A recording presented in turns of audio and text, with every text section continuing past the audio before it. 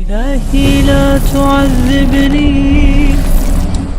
فإني কোনো ব্যক্তি পাহাড় সমপরিমাণ গুনাহ করে যদি গুনার জন্য অনুতপ্ত হয়, এই গুনাহ নিয়ে শেষ বিচারের দিন তার রবের সামনে দণ্ডায়মান হওয়াকে ভয় করে, তাহলে আল্লাহ তাআলা সেই ব্যক্তির গুনাহসমূহকে ক্ষমা করে দেন। হাদিসে বর্ণিত হয়েছে, রাসূল সাল্লাল্লাহু আলাইহি ওয়াসাল্লাম বলেন, তোমাদের পূর্ববর্তীদের মধ্য থেকে এক লোক ছিল যে গুনায় নিমজ্জিত হয়ে নিজের উপর সীমা লঙ্ঘন করেছিল, নিজের উপর অবিচার করেছিল। মৃত্যুর পূর্বে সে তার সন্তানদের ডেকে বলল, হে আমার সন্তানেরা, আমি তোমাদের কেমন বাবা? তারা বলল, আপনি আমাদের উত্তম পিতা। সে বলল, হে আমার সন্তানেরা, মৃত্যুর পূর্বে আমি তোমাদের একটি ওসিয়ত করছি, তোমরা আমার এই ওসিয়তটি রক্ষা করবে তো? তারা বলল, হ্যাঁ, অবশ্যই করব। তিনি বললেন, আমার ওসিয়তটি হচ্ছে, আমার মৃত্যুর পর তোমরা আমার দেহটিকে আগুনে ঝলসিয়ে ছাই বানিয়ে ফেলবে, অতঃপর সেই ছাইগুলোকে বাতাসে উড়িয়ে দিবে, যাতে করে আল্লাহর সামনে আমাকে দণ্ডায়মান হতে না হয়। কারণ আমি এত অপরাধ করেছি, এত অন্যায় ও সীমালঙ্ঘন করেছি যে আল্লাহ তাআলা যদি আমাকে পান, তাহলে তিনি আমাকে এমন শাস্তি দিবেন যেই শাস্তি তিনি আর কাউকে দেননি। অতঃপর তার মৃত্যুর পর তার সন্তানেরা শত কষ্ট হওয়া সত্ত্বেও বাবার দেয়া সেই যন্ত্রণাদায়ক ওসিয়তটি বাস্তবায়ন করলো।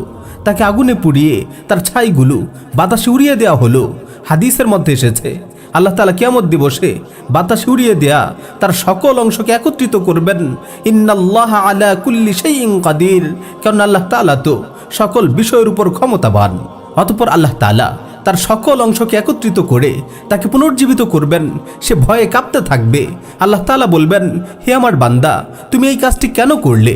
তুমি কি ধারণা করেছো যে আমি আবার তোমাকে পুনর্জীবিত করতে পারবো না? সে ভয়ে কম্পমান কণ্ঠে বলবে, হে আমার প্রতিপালক, বিষয়টা এমন নয়, বরং আমি পাপের কারণে, আমি আমার গুনার কারণে, আমি আমার সীমালঙ্ঘনের কারণে আপনার সামনে দণ্ডায়মান হওয়াকে ভয় করছিলাম।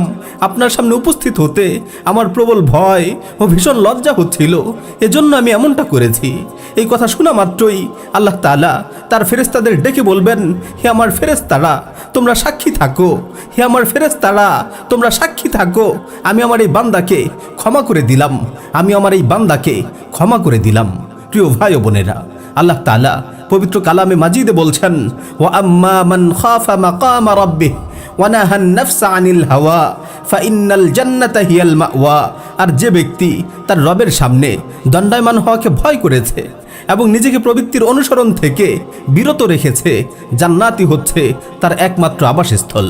আল্লামা ইবনুল জাওজি রাহিমাহুল্লাহ বাহরুদ্দুমা নামক গ্রন্থে এমন আরেকটি ঘটনা উল্লেখ করেছেন। এক আল্লাহভীরু ব্যক্তি মৃত্যুর পূর্ব মুহূর্তে তিনি তার সন্তানকে ডাকলেন। তিনি তার সন্তানকে লক্ষ্য করে বললেন, হে আমার আদরের সন্তান, আমার কথা শোনো। আমি যেভাবে যা করতে বলি তুমি সেভাবেই তা পালন করো।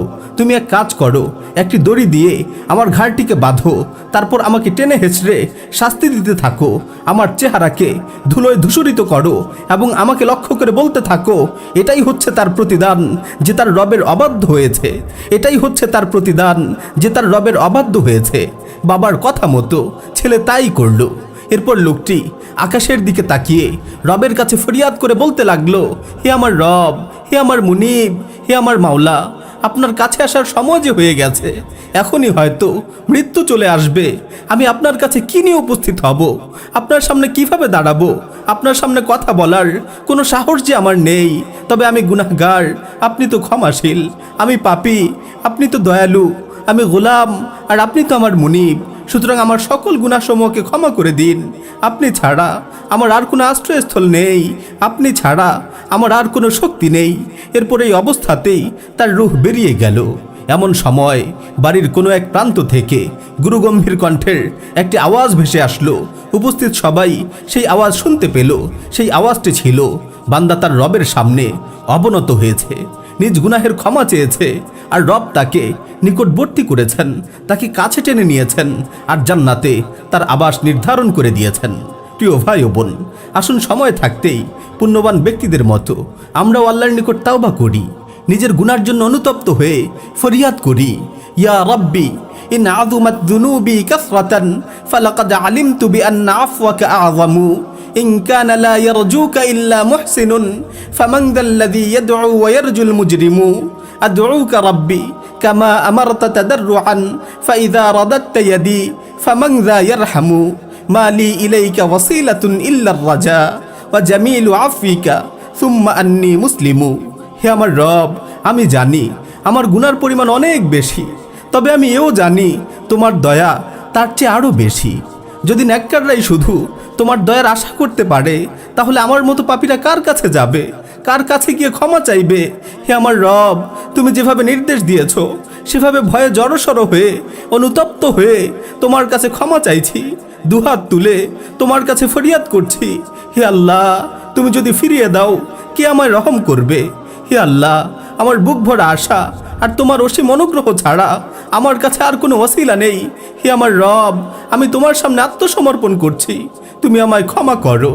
হে আমার রব, আমি তোমার সামনে আত্মসমর্পণ করছি, তুমি আমায় ক্ষমা করো। وأن استغفروا ربكم ثم توبوا إليه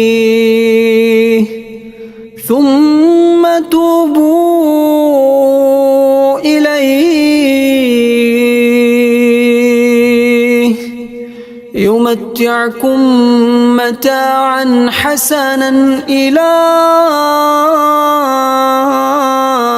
أجل مسمى ويؤتي كل ذي فضل فضله وإن تولوا فإني أخاف عليكم عذاب يوم كبير